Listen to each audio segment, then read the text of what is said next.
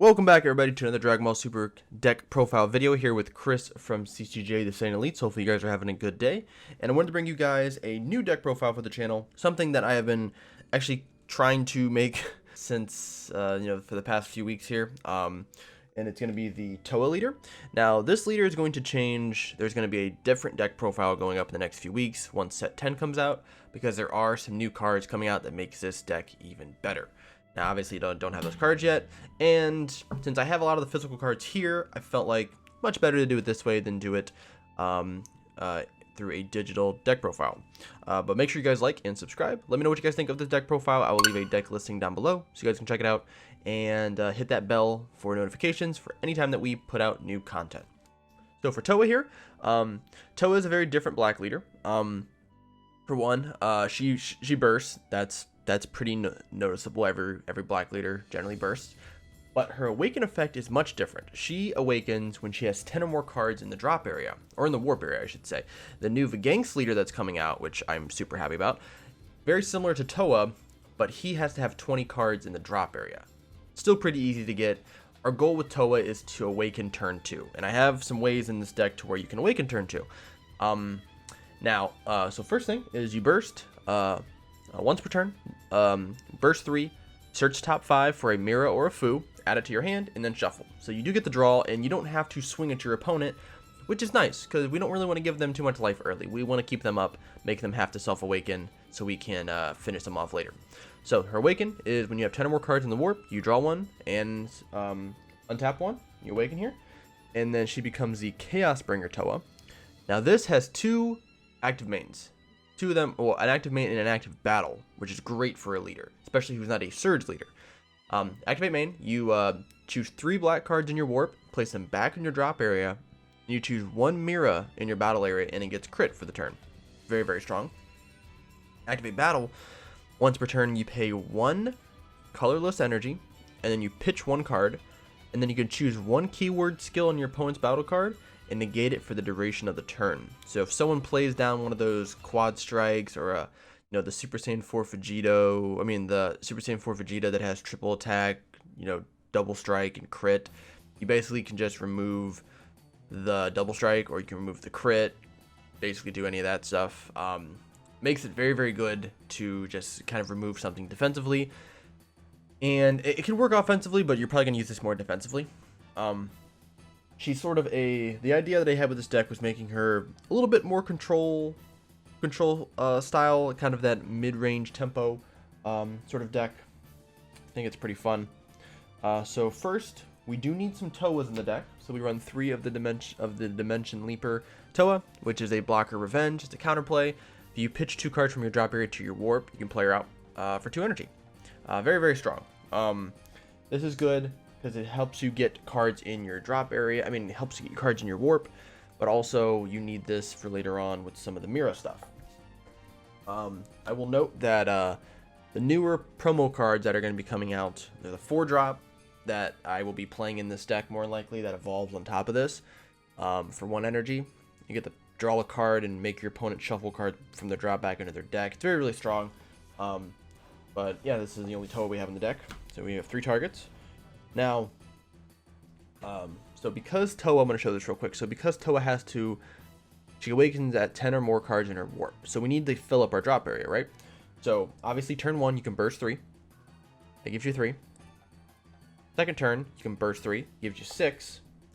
And then we have Majin Buu Human Extinction Attack. This card, all the IAR extra cards went up in price, I'm assuming because of all the mono stuff coming out. But black's always been generally mono color if you're playing a black leader, for the most part.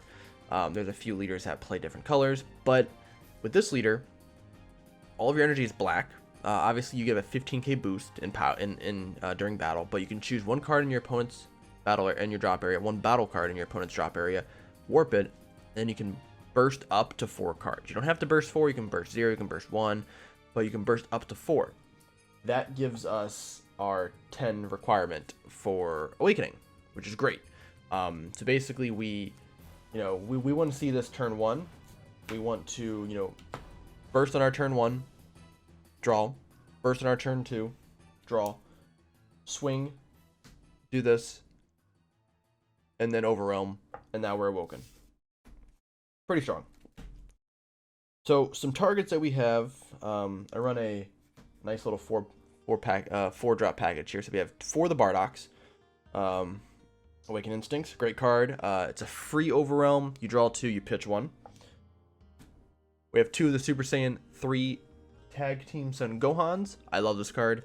I run 2 of them. When any one of your black cards is removed by a skill, Overwhelm is considered a skill. So when a card is removed by Overwhelm, you can play this out for free, or if they KO it, or they negate, or whatever else like that, you basically can play this card out of your hand.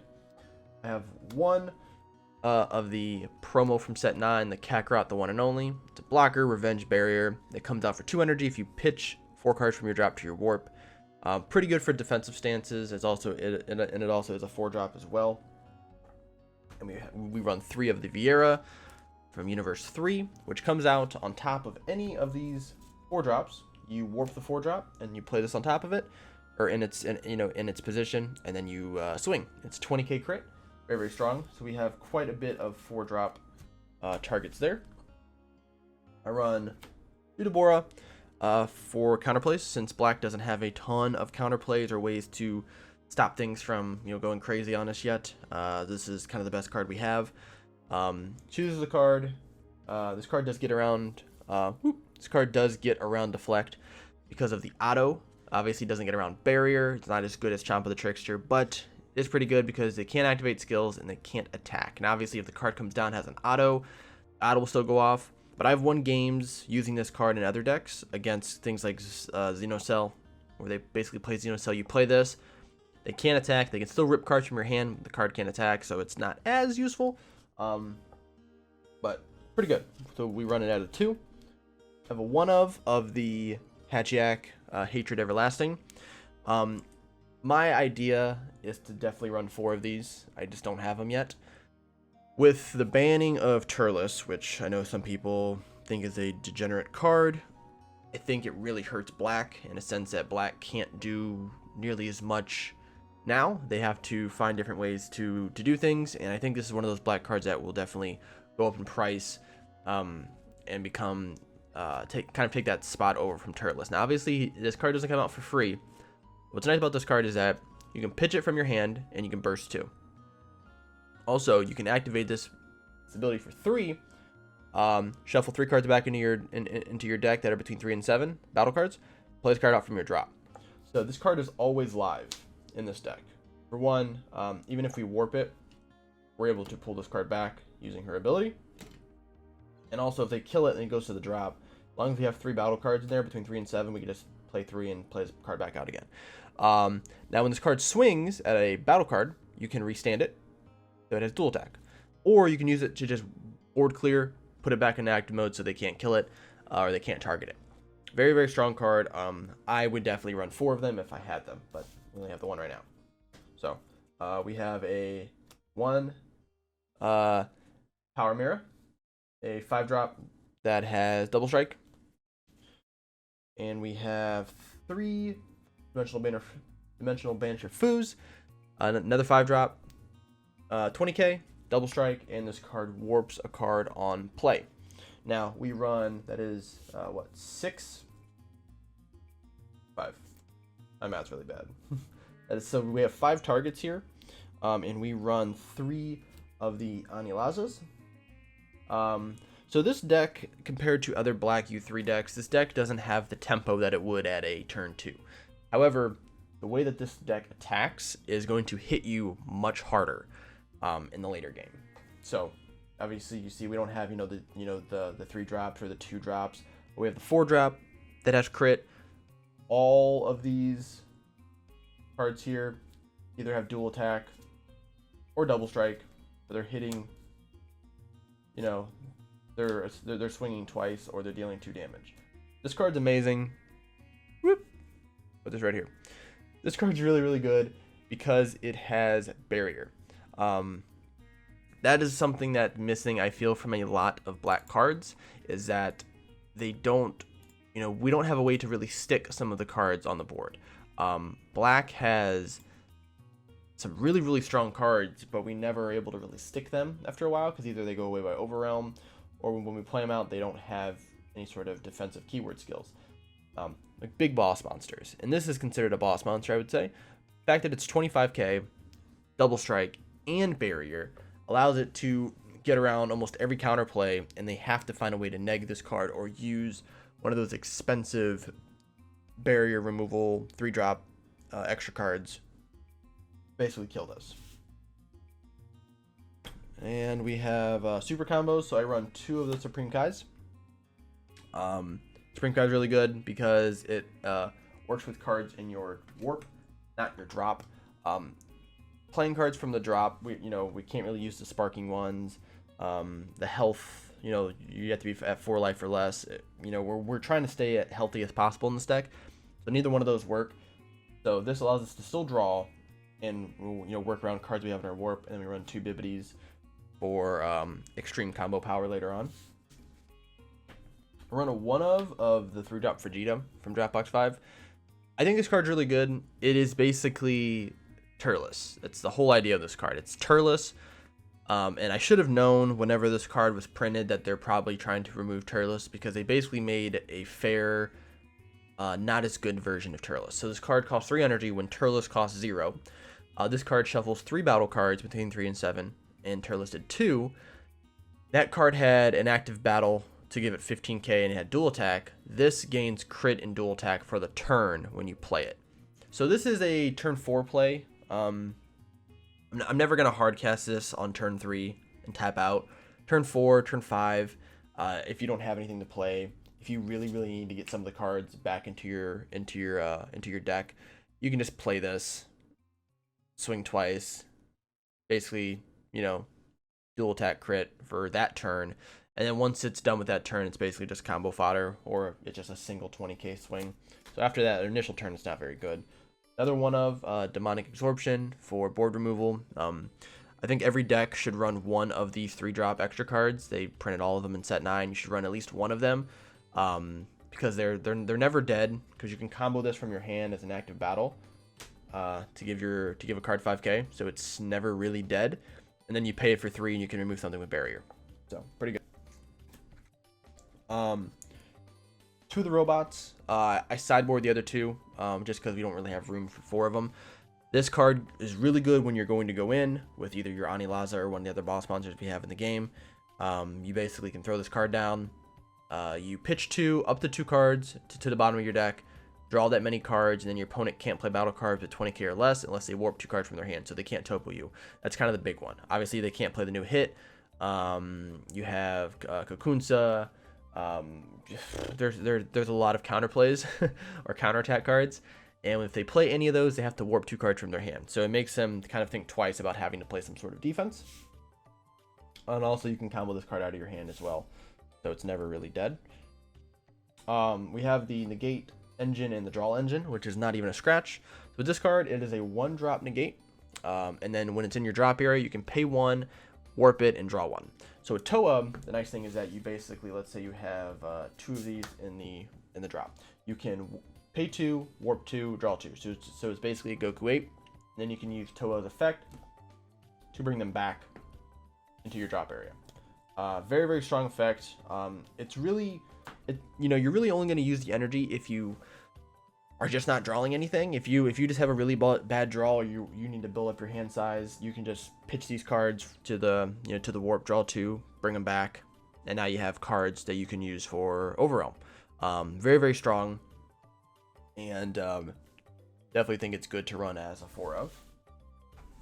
The only negates that we really run in the deck as well. So now we have the Mira engine.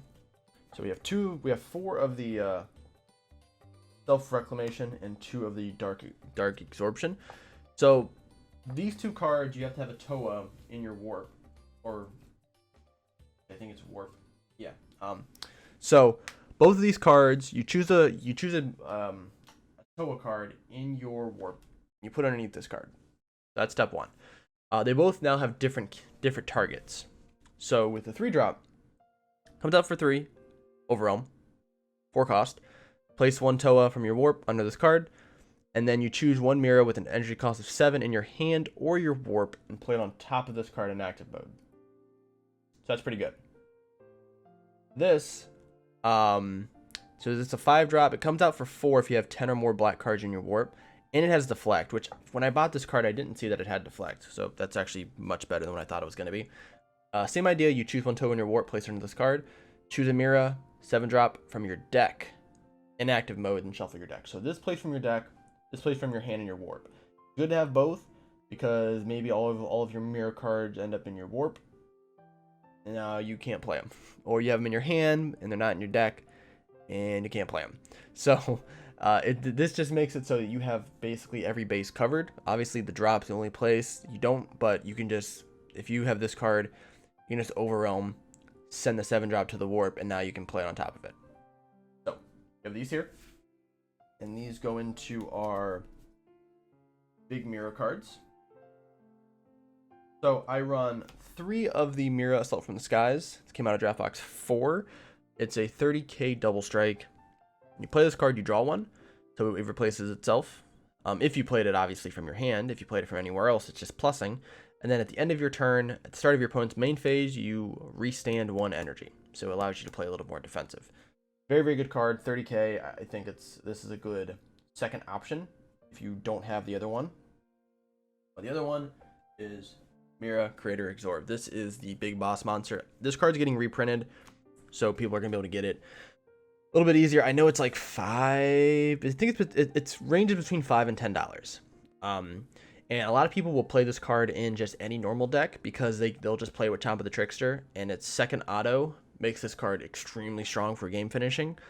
But in this deck, it actually works even better. So when you play this card using Unison, or Union, not Unison, completely different thing. For one, this card actually does have deflect, so it cannot be hit by Frost Deadly Poison, which is great. When you play this card using Unison, your opponent chooses 3 cards in their hand and warps them. Then this card gains double strike for the turn. So it automatically has double strike. Then when this card swings, it gains 5k for every card in your warp. So at the minimum, when you're playing this card, your card will probably get at least, up to, the 70,000-80,000 range. Double strike, which is pretty strong for game ending. Obviously that's why we run the Bibbidi super combo as well, because when we play this card, I think every time I've played this combination, I've had this card well over like 120,000 power every time, and it's double strike, so it's insane. And people probably do forget that because you brought this card out with Union and not Overwhelm, that it doesn't leave, so it just sticks there, 30k, and then if it gets through another turn, you can just swing again, and same idea. Obviously, it's not gonna have double strike, but it's just the fact that you can swing with it again, and it's almost a guaranteed damage because they're not going to want to rip their hand apart unless they don't have a negate to combo out of this. So we run 5 total Mira targets. And if that's not enough, we do have the Demigrel super rare. This secret rare is still just, I think, better in decks like this than it is then you can play the Smoke Dragon. Smoke Dragon is really good for decks that play from the drop area. Decks like this, decks like Demigra, where you play a lot from your warp, you're never going to have you're rarely ever going to have the 12 cards in your drop area to make it a 5. So just play Demigra. It's just better in this sense, but it comes out for 5. Overwhelm, Dark Overwhelm 7, so it sticks on the board. When this card swings, your opponent reveals their hand, you choose 4 battle cards, combo with them, and it's triple attack, or triple strike, so it's 40k base, and then whatever you combo with from your opponent's hand, you can rip super combos, you can rip secret rares, you can rip basically anything. It's funny when you're playing against a black deck as well. If you're able to play this out and they have Bibbidi combos, you just combo with the Bibbidi combo and you get the effect from it. They're pretty cool. But that is my Towa deck. Let me know what you guys think. I will leave a deck listing down below, as I said before. Let me know what you guys think. Like I said, this is kind of a work in progress. After playing with it more, and when the new set comes out, I'll definitely have a updated version of this deck, because I know you guys like those, the evolving series that we do with deck profiles. So I will let you know, guys, how this goes. But let me know what you guys think. Like and subscribe, and I will see you guys in the next video.